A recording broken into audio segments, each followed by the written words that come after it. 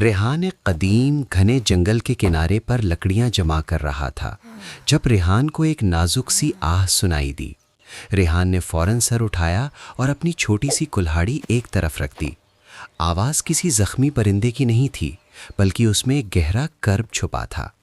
ریحان نے آہستہ آہستہ قدم بڑھائے، پتوں کو ہٹاتا ہوا ریحان ایک چھوٹی سی کھڑکی کی جانب بڑھا۔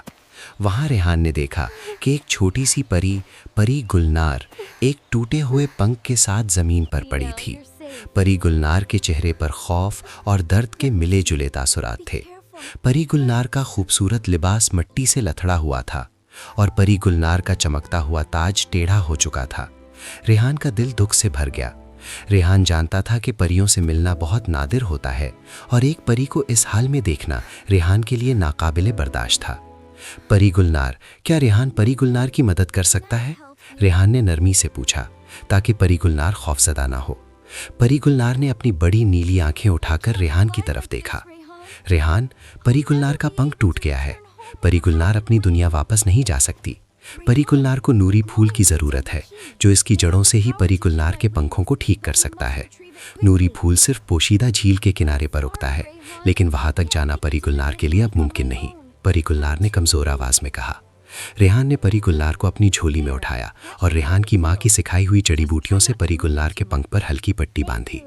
ریحان کو معلوم تھا کہ پوشیدہ جھیل خطرناک جگہ تھی جہاں ایک ظالم جن ذوالفقار کی حکمرانی تھی۔ جن ذوالفقار اپنی لالچ اور طاقت کے لیے مشہور تھا۔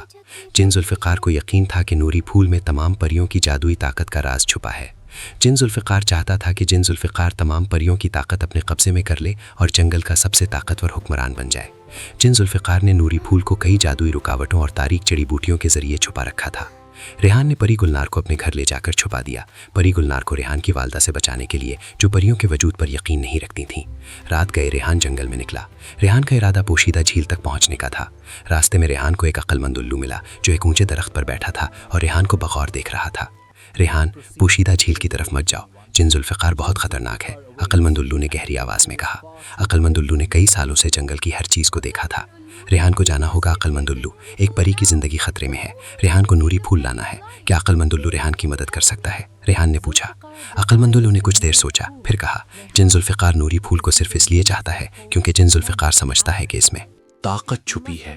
جن ذوالفقار کی سب سے بڑی کمزوری اس کی لالچ ہے۔ اگر ریحان جن ذوالفقار کو یہ یقین دلا سکے کہ نوری پھول کو استعمال کرنا جن ذوالفقار کے لیے تباہ کن ہے تو شاید جن ذوالفقار اسے چھوڑ دے۔ عقل مند الو نے ریحان کو ایک پرانی کتاب دی جو جنگل کے رازوں پر مشتمل تھی۔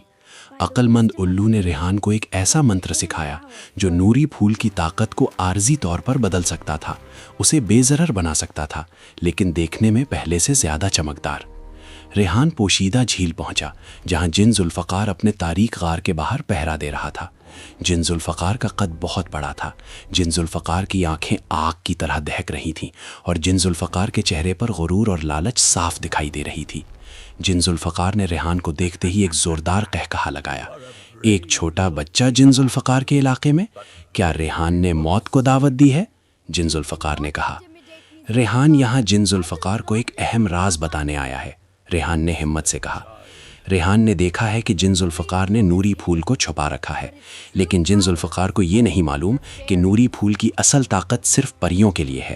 اگر کوئی جن نوری پھول کو ہاتھ لگائے گا تو جن ذوالفقار کی تمام طاقت ختم ہو جائے گی اور جن ذوالفقار ایک عام پتھر بن جائے گا۔ ریحان نے یہ کہتے ہوئے عقل مند الو کا سکھایا ہوا منتر نوری پھول پر پڑھا اور نوری پھول پہلے سے زیادہ تیزی سے چمکنے لگا جیسے اس میں مزید طاقت آ گئی ہو۔ جن ذوالفقار کی آنکھوں میں لالچ کے ساتھ خوف بھی نظر آنے لگا۔ جن ذوالفقار نے کئی بار نوری پھول کو چھونے کی کوشش کی تھی لیکن ہر بار جن ذوالفقار کے دل میں ایک عجیب سی گھبراہٹ ہوتی تھی۔ ریحان کا جھوٹ اتنا سچ محسوس ہو رہا تھا اور نوری پھول کی چمک سے جن ذوالفقار کا شک بڑھ گیا۔ کیا ریحان سچ کہہ رہا ہے؟ جن ذوالفقار نے غصے سے پوچھا۔ جن ذوالفقار اپنے عظیم خوابوں کو ٹوٹتے دیکھ رہا تھا۔ جن ذوالفقار خود دیکھ سکتا ہے، ریحان نے کہا۔ جن ذوالفقار کی لالچ جن ذوالفقار کو اندھا کر رہی ہے۔